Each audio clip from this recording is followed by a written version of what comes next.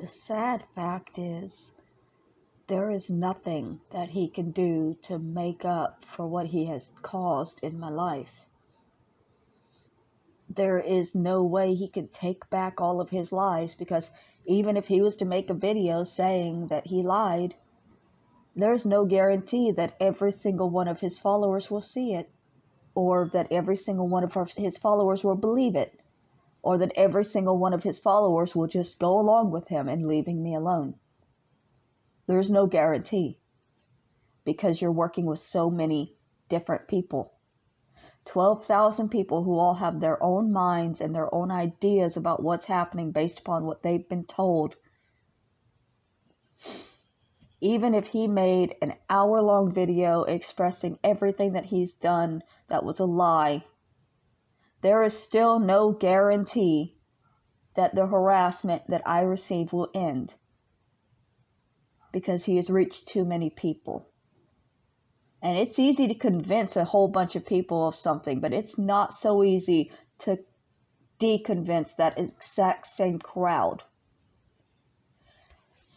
There's a story I heard once that I'm probably going to get wrong.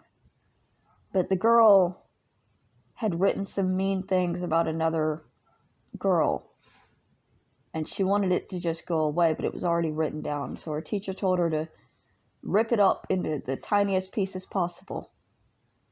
And she went out and she ripped it up and threw it into the wind. All of these little tiny pieces scattered. And then the teacher told her, now collect all of the pieces.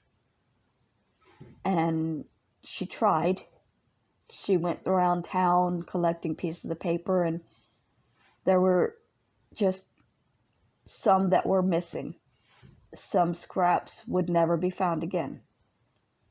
And it's the idea that you could put something out into the world, but it doesn't mean that you're going to be able to retrieve every bit of it back.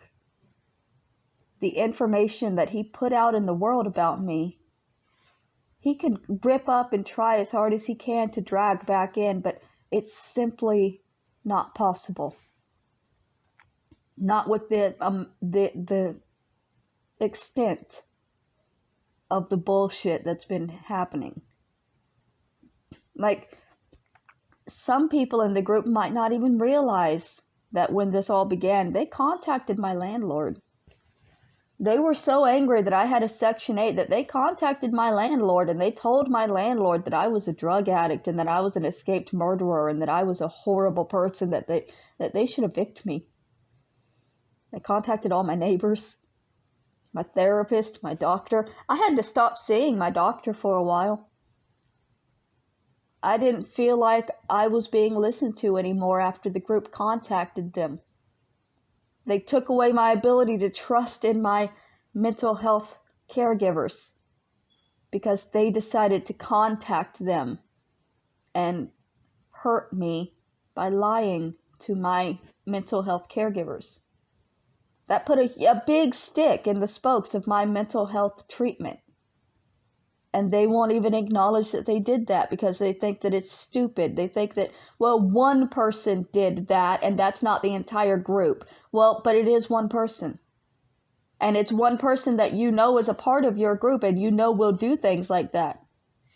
You consistently will not take accountability for Bernice Morgan's actions, even though she is a member of your group. You speak to her regularly. You conspire with her about how to hurt people, but you will not take accountability on what she does because you say she's her own person. Okay, well, she's her own person who is following you. She is actively following you and doing what you tell her to do.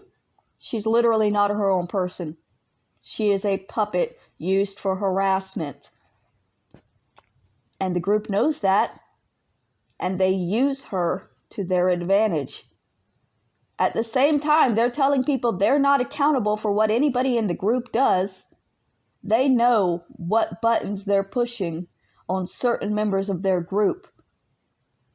They know what they're doing. But they're going to keep telling you that they can't control everybody. If you can't control the situation, maybe you shouldn't be creating the situation.